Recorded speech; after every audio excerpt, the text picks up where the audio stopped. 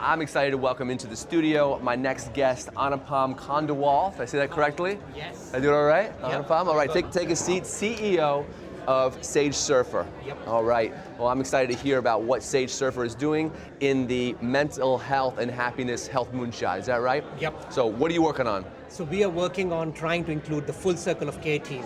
So the idea primarily is, can we collaborate not only just within a provider and a client, but bring everybody ecosystem together, give all the personalization and context to the communication, and provide the right level of productivity to create sustained engagement and proactive interventions. Why, I've heard a number of people talk about care coordination. Why did you feel like that was a problem worth tackling? Wonderful question.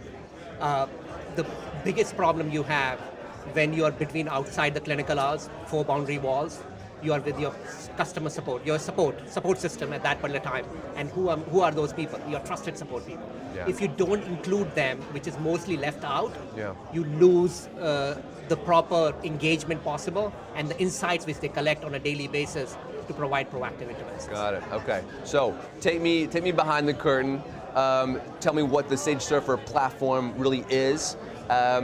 One way of doing that might be to walk me through, if I was a user, a customer, what would that look like? Yeah, so we look at the whole angle, 3 important stakeholders.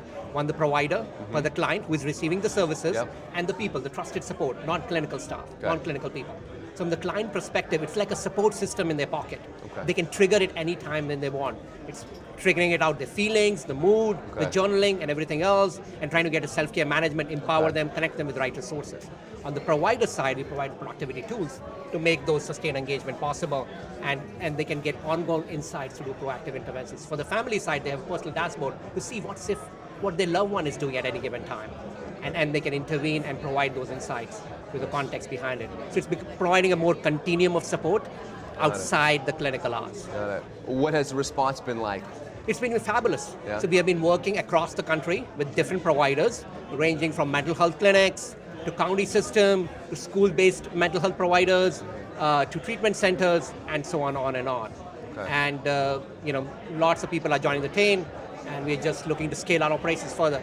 Why is this something that you're personally passionate about? Yes, so I lost my loved one 3.5 years back, primarily because of mental illness. And my co-founder has lost a son because of suicide. So it's very personal for us because because of the care is very fragmented. Unless you don't include everything inclusive, you lost. Lots of things fall through the crack. And that's what we're trying to do. We're not just trying to make a patient engagement between a provider and a client, but include the whole people together. How do you feel like the care coordination platform can help with destigmatizing some of these issues? And that's partly what makes it lonely, right? Yes. Yeah, so we are working with lots of different organizations like NAMI, National Social Mental Illness, for suicide prevention and suicide survivors, where people are very siloed. They don't want to take any care whatsoever. Forget about technology.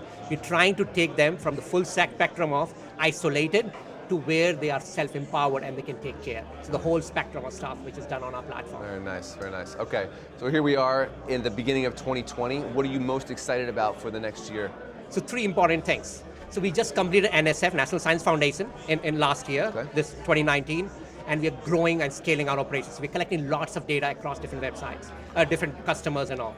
And then we are raising our seed round. So we already have commit and we're trying to complete our seed round to scale our operations globally. Okay. And why is it important to be at events like this? Like, what are you getting out of the festival? It's networking and talking to people, what's happening as such. Because I think you require the whole team. It is not a siloed solution. You require the whole collaboration. So we're bringing the collaboration, the networking, and the insights which are needed there, right? So that we can figure out what makes sense for our customer and how best we can solve their problems and the client's needs. Awesome. All right, that's all the time we have. Thanks for stopping into the studio. I wish you the best with the company and over the next day as you Wonderful. Thanks continue a lot. to network. Thank you. All Thanks right. a lot. Take care.